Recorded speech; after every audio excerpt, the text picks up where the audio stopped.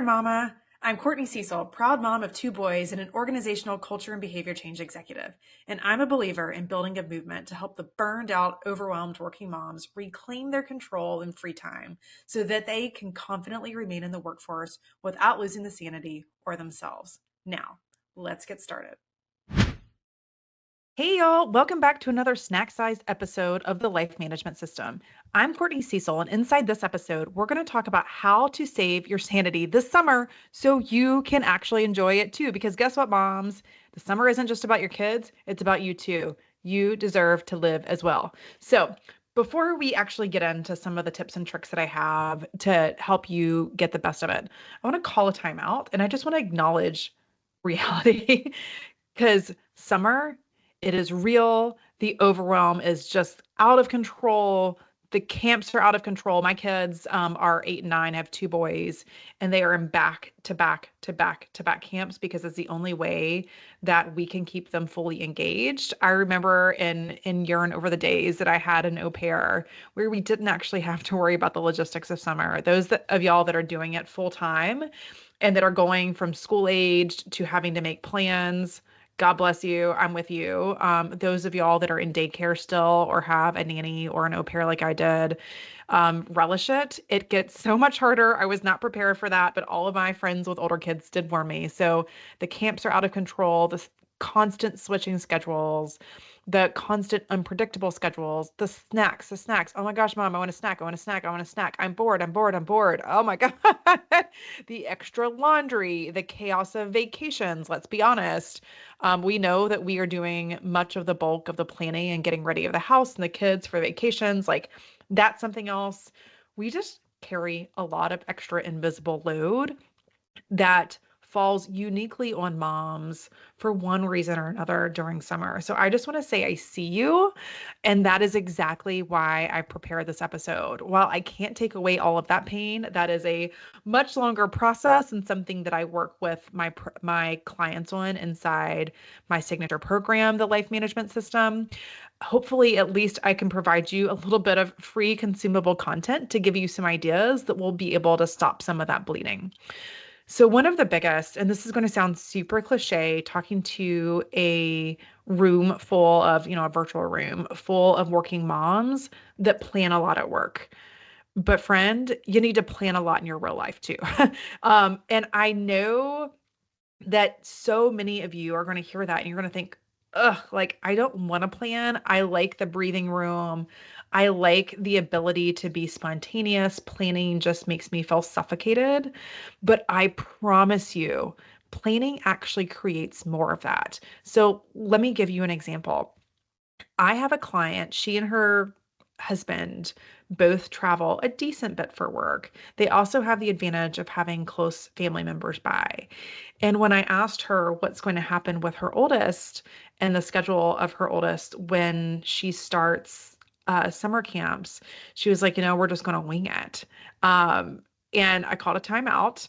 I'm like, we're not going to wing it. And here's why. Because when you and your husband both know who's on first as it relates to drop off and pick up, what it allows you to do is plan to be able to say yes to a meeting that you know you need to get out of a way, to be able to say yes to a girlfriend who wants to go meet and play tennis or whatever it may be. The more that you know what to expect, the more you are able to actually say yes to the things that you want to say yes to when they come up in the moment. But if you don't have that level of clarity on what your week looks like or whether you're responsible for pickup or your husband, then it leaves you actually wasting more time because then you're having to go through the back and forth of figuring out whose schedule is most accommodating, and it doesn't allow you to actually say yes to the things you want to say yes to. So right now, before you even get into the throes of it, I want you planning when your commute's going to be, who's in charge of camp drop-offs and pickups, when do you need to leave in order to be able to make those pickup times. Because let's be honest, it's not like the universe will do its solid and, and try to coordinate the end times for us. Like they're different for every single camp. So those kind of details are really important for you to figure out now. So that way you can preemptively block your calendar. It's going to save you time from having to go back and tell your coworker, sorry, can't make that one, need to do pickup. Go ahead and take care of that now. and plan your workouts in there too. That's something that gets very easily neglected during summers because we tend to be more in survival mode. But if you plan it now, it's going to be a lot more likely to happen than if you wait until you're in the moment. At that point, it's not. I also want you looking 2 weeks out, no matter what, to reorganize and optimize your meetings. So, as an example, if you have a set of one-on-ones that could be taken on your way to camp drop off and pick up, I want you looking 2 weeks out and saying, you know what? Kara, let's pretend her name's Kara. Kara, I value talking to you, but is there any chance that you'd be available at 4 o'clock instead? 4 o'clock any day of this week, actually, because that's when I'm going to do camp drop offs. When you look a couple weeks out, it makes it far easier for you to get ahead of that and to be able to rearrange the puzzle pieces as opposed to looking just the day before. So every single week on a Thursday or Friday, I want you looking the next 2 weeks to see what you can organize and what you can optimize. And the last is figure out what you can delegate. Again, something we do all the time at work, we do a very poor job of at home. I am a master delegator and get rid of everything. And I tell you what, that did not come automatically or easily. It is something that I have worked very hard to build because that wasn't a muscle I originally had. I was very uncomfortable giving away control. I'm just operating in a very different engine right now, and it's helped me be at my best and helped me take on more, such as my day job in corporate as an executive, and then this job growing a community with inside Working Moms Movement to help working moms like you. So if you delegate, if you have a house manager, which is one of the best purchases I've ever made, it is far more economical and has far more return than a house cleaner. If you want to know more, let me know. I'm happy to chat. You can DM me at Working Moms Movement on Instagram or email me at hello@workingmomsmovement.com. But a house manager is absolutely the single most economical thing I can recommend. In fact, something that I help many of my clients with to help them learn how to optimize it. But a cleaner only does this much of your job. A house manager can help you do a whole lot more. So if you happen to be blessed and have one already, I want you thinking about the things that you can get rid of, like lunches and bath time, snack prep, chopping the fruits and vegetables, that sort of thing. Get rid of that stuff. If there's anything that you can get rid of at home, maybe it's like watering your flowers outside, pay a high schooler to do that. Have them come and help. Like this is the kind of season, even if you can't regularly afford it, to just check that in. But if you can't, my biggest piece of advice is to know what your priority on deck item is. And what I mean by that, I have a free guide on how to productively manage your to-do list. And inside it, I talk about the difference between a wish list and a to-do list. I'm not going to get into it here. I will drop it in the show notes if you're interested. But essentially, if you build the wrong type of to-do list, it will, I guarantee, add to your stress levels, add to your guilt. But if you manage your to-do list in a productive way, it's actually going to help you be at your best. And one of the simplest ways that you can do that is to only know what the one thing is you need to do next if you come by 5 minutes. So one of my clients, she uses the word frittering. She's like, I always fritter away my time from 5 to 6. I never know what I'm doing. And it always seems to go by. And I felt like I got no value out of that. That's the kind of thing I'm trying to hedge against.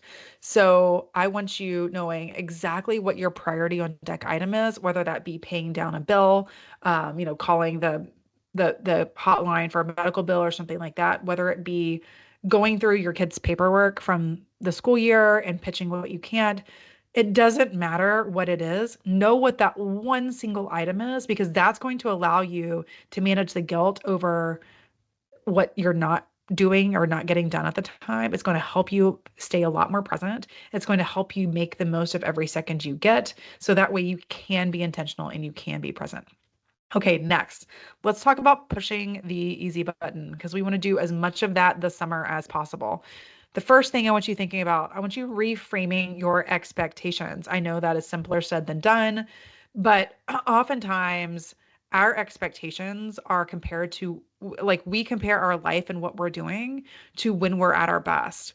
But we don't always need to be at our best. In fact, it is often strategic not to be. There are times for sure, where you're going to want that A plus plus product. But there are also a lot of times where it just doesn't matter and we pretend that it does. So think about those times. Be actually labeling everything you do throughout the day. That can be a B minus, but this needs to be an A plus.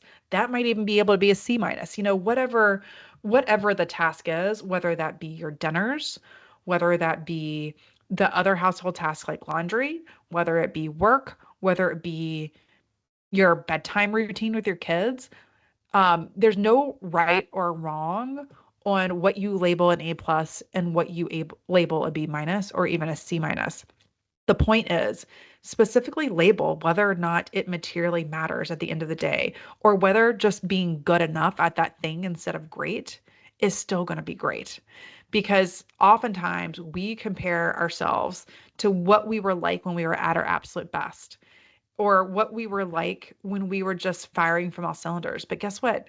We had like 5 hours extra free time. If you think about life to before kids, especially, and then you add up all the time you spend on your kids, getting them ready and getting them out the door, the all of the logistic stuff you manage throughout the day, all the stuff you do in the evening, I'm willing to bet that we spend about 5 extra hours a day on our kids.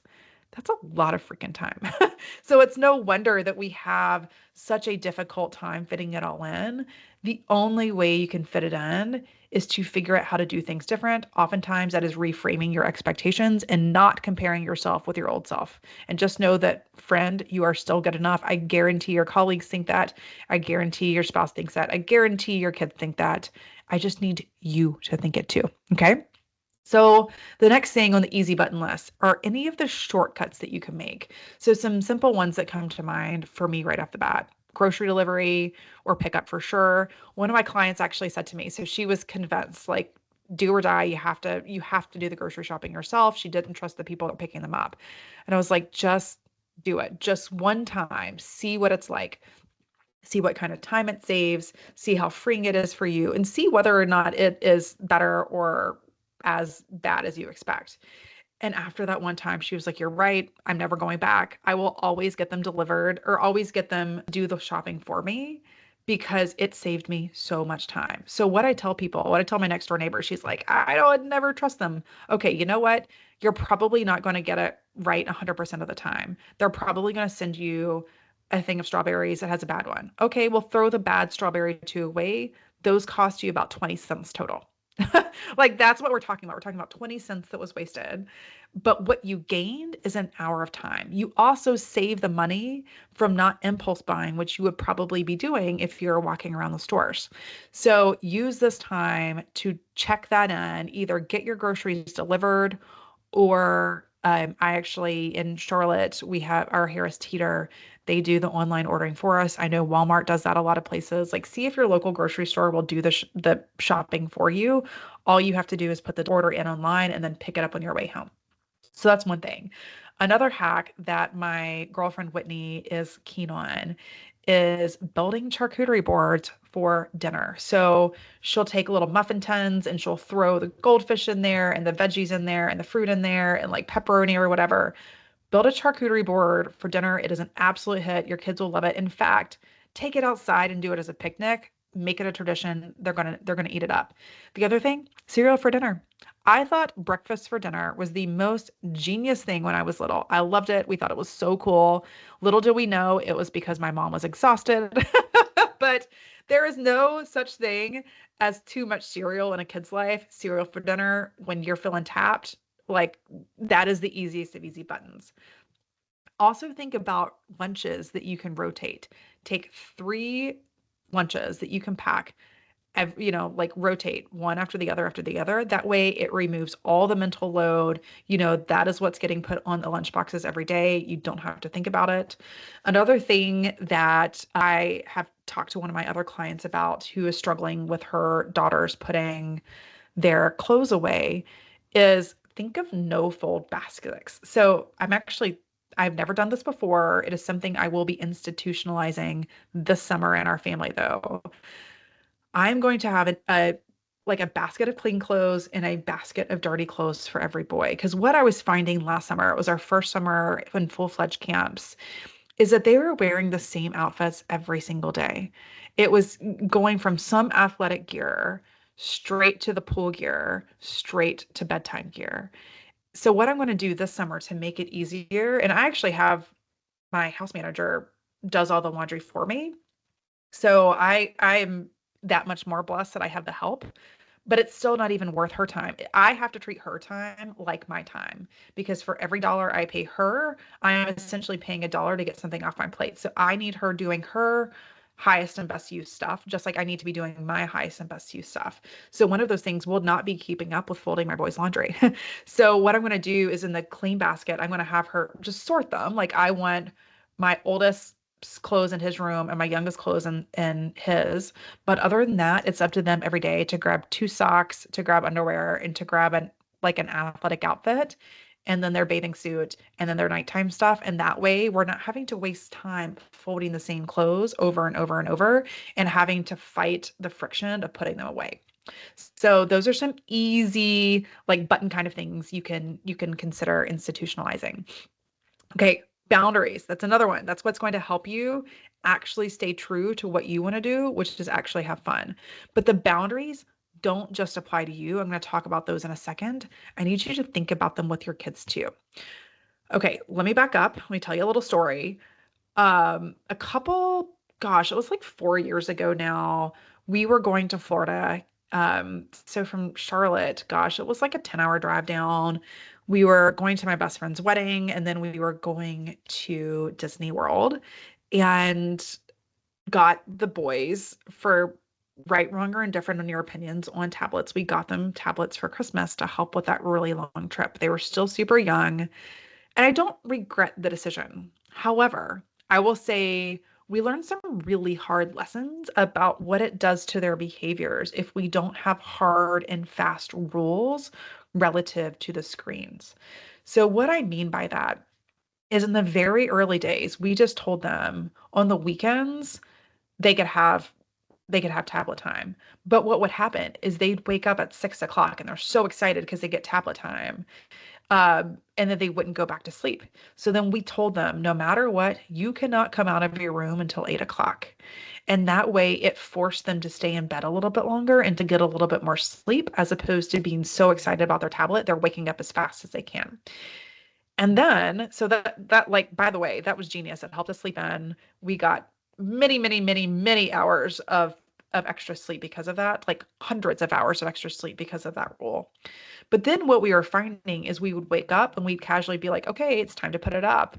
But think about it from your perspective. If you had somebody come and be like, yo, Courtney, like it's time to turn off the TV and you're in the middle of your favorite show, you'd probably be like, no, screw yourself. Like, I'm gonna keep watching the show. I'm just about to get to the good part. So what it was doing with the boys is we were getting very poor behavior out of them because they were frankly pissed that we were asking them to turn it off. So what I'd recommend instead is have very hard and fast rules around your screen limits. So what I mean by that is, like, we tell the boys 8 o'clock to 10 o'clock every day.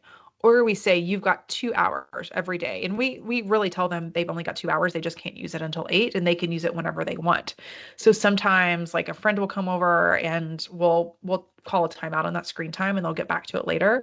But when we instituted the 2 hours a day just on Saturday and just on Sunday, all of a sudden over the course of about a week, 2 weeks, we started seeing that behavior, that poor behavior dissipate. So your kids need boundaries on screen times. Make sure that you're really clear with it because otherwise I've seen it now, I've read about it, and like now I'm a lot smarter on the topic because I do this kind of thing for work.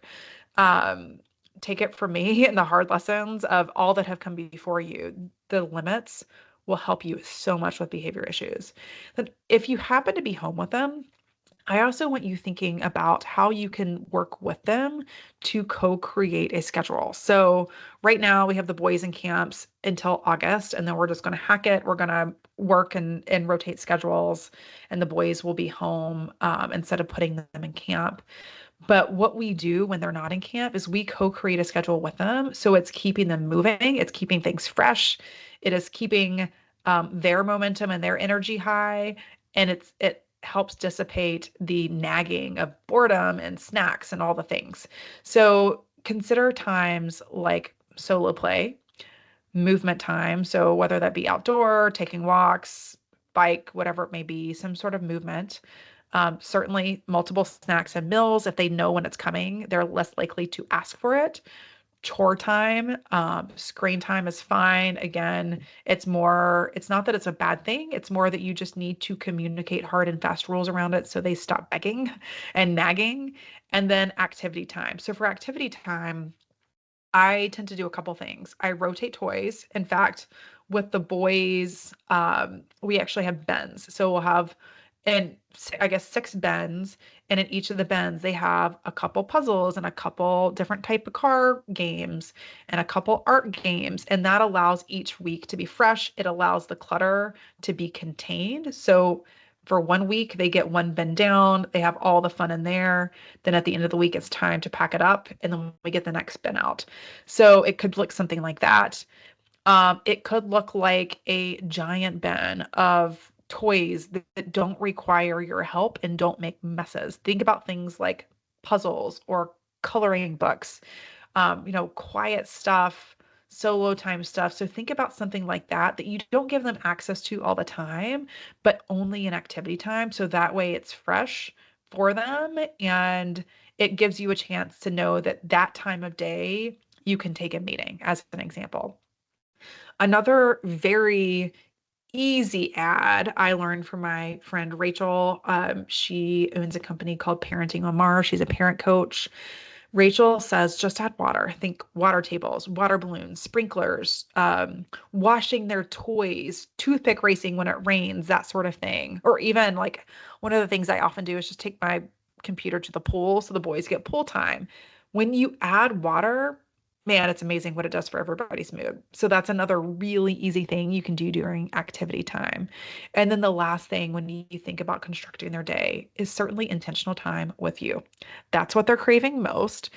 And the 10 dedicated minutes, like right now, I'm learning Spanish with one boy and reading a travel book with another.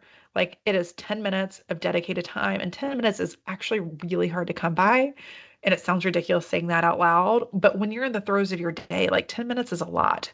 But if you carve out 10 intentional minutes, I promise you that is going to be far more effective than you feeling guilty all day about not being able to be present because they know they get that time with you. Okay, moving on quickly so we can wrap this up. Think about making sure that you're not overcommitting as a boundary for yourself. And if you need help with this, I actually have 2 dedicated episodes. They're OGs because they were one of the biggest and hottest topics that people struggled with. So, episodes 4 and 5, I talk about how to establish boundaries for yourself, but most especially how to say no without the guilt, because that was what was coming up a lot for people. So if you want more help on that, I will link episodes 4 and 5 in the show notes, and you can go a lot deeper. They're quick episodes, but I can go a lot deeper on that one topic, so you can get as much out of that as possible to help yourself. But the easiest way to do that when you think about boundaries is just get really clear in what you prioritize, care more about you, care more about doing you and what you value over what others do and what they value. And I think that's going to make your boundary setting a lot easier. Okay, last, as it relates to the guilt, if you are thinking about comparing yourself to others, you see the magical vacations and perhaps you don't have that budget or that capacity right now because you just took a new job. That's fine. Again, it's about you doing your life as opposed to you looking around and seeing what other people are doing because they are making different life choices than you are. Some of them for the better for them, and some of them for the like would be worse for you than it would. Like it just you just can't compare because we are all making different life choices and have very different circumstances. So if you happen to be looking right and left and being like, dang, all these people are taking these really baller vacations. And meanwhile, like a vacation for me is being able to leave the office by 5 o'clock.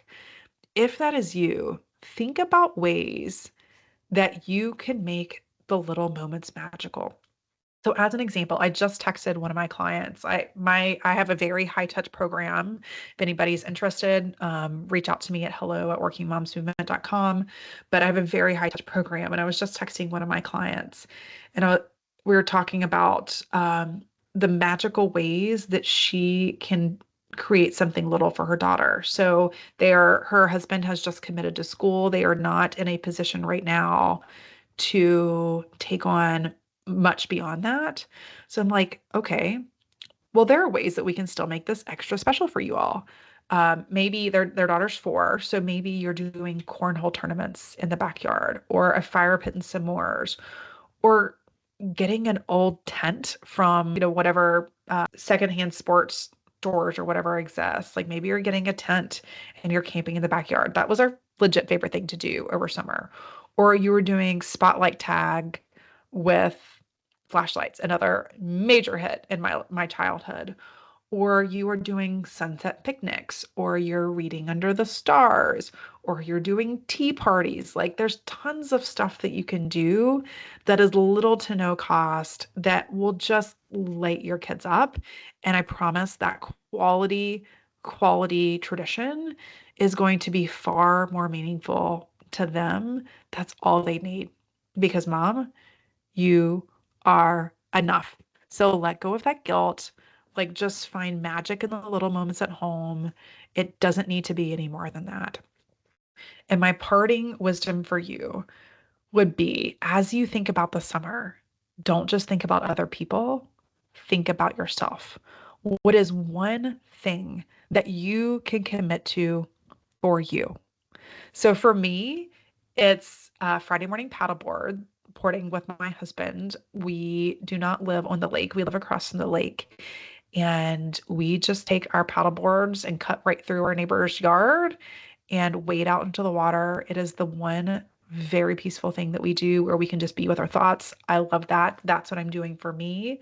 For you, it could just be 30 minutes of daily reading, or it could be an evening walk with a family after dinner, or even like the other, like when I think about like me when I'm getting really crazy, I get my hair wet in the pool. I know it's ridiculous, and one of you all out there is laughing at this too because you were the same way as me. You never get your hair wet in the pool. Just get your hair wet in the pool, like splash with the kids.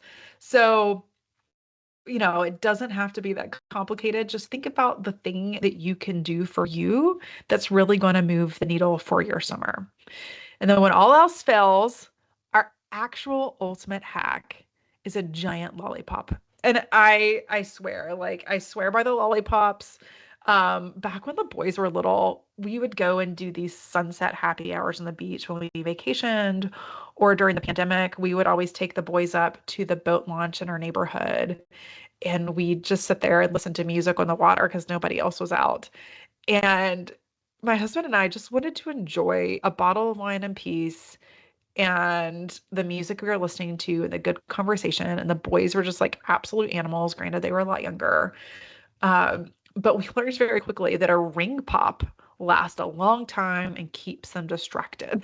So, as my friend Rachel would say, just add water to the situation, give them water. They're probably dehydrated, let them play in the water, whatever it may be. And I will layer onto that a giant lollipop can go a long way in just like getting you truly like an hour sense of peace. So anyway, hopefully this gives you a lot to think about. I know this episode is far longer than most of my solo episodes, far longer than I wanted it to be, but it was important to me that I gave you all the tips you needed because I know that all of you are at different stages in life and have different circumstances. So this is not something that I wanted to shortchange, given that we are on the brink of summer and it is something that many moms struggle with. So moms, know that I see you, I am you. I am also clunking through the same thing, but that I am cheering for you every step of the way. I will link the way to get in touch with me if you're interested in working together. I will link the boundary episodes. I will also link my free guide on how to get the most out of your to-do list so you are managing it more productively instead of letting it add guilt to your plate.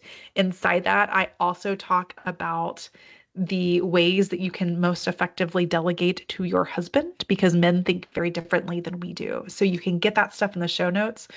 Well, friends, it's been fun. I hope you leave this feeling committed to doing something extra for you. But until next time, if nobody's told you lately, you're doing a great job. You've got this, Mama.